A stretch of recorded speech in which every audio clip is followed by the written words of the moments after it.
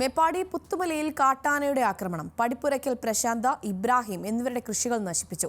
നഷ്ടപരിഹാരം വേണമെന്ന് കർഷകർ ആവശ്യപ്പെട്ടു. പുത്തുമല കശ്മീർ പ്രദേശത്താണ് കാട്ടാനയിറങ്ങി കൃഷിനാശം വരുത്തിയത്. പ്രദേശവാസിയായ പ്രശാന്ത്, ഇബ്രാഹിം എന്നിവരുടെ കൃഷിയിടങ്ങളിലാണ് കാട്ടാനയെത്തിയത്. ഇബ്രാഹിമിന്റെ വീട്ടുമുറ്റത്തും കാട്ടാനയെത്തി. തുടർന്ന് പറമ്പിലേക്കിറങ്ങിയ ആന വാഴ, ഏലം, കാപ്പി തുടങ്ങിയ കാർഷിക വിളകൾ വ്യാപകമായി നശിപ്പിച്ചു. വീട്ടുമുറ്റത്തും പറമ്പിലും ആനയുടെ സാന്നിധ്യമറിഞ്ഞ വീട്ടുകാർ പുറത്തിറങ്ങാത്തതിനാലാണ് അപകടം ഒഴിവായത്. രാവിലെ പുലർച്ചെ 4 കൂടിയിട്ടാണ് ആന വന്നിട്ടുള്ളത്. ആന വന്ന് ഞങ്ങൾ ഒച്ച കേട്ട് ഞങ്ങൾ നീറ്റ് നോക്കുമ്പോൾ ഞങ്ങൾക്ക് നീറ്റ് വാതിലൊന്നും തുറക്കാൻ നിവർത്തിയില്ല. ഞങ്ങൾ ജനലും നല്ല തുറന്ന് നോക്കുമ്പോൾ ഞങ്ങൾ മുറ്റത്താണ് ആന നിൽക്കുന്നത്. ചെറിയ കുട്ടികളും പ്രായമുള്ള അമ്മയും എല്ലാവരും ഉള്ളതാണ് വീട്ടിൽ. അതുകൊണ്ട് ഞങ്ങൾക്ക് പുറത്തൊന്നും ഇറങ്ങാൻ പറ്റില്ല. ആകെ പേടിച്ച് ഭയന്നാണ് ഞങ്ങൾ നിന്നത്.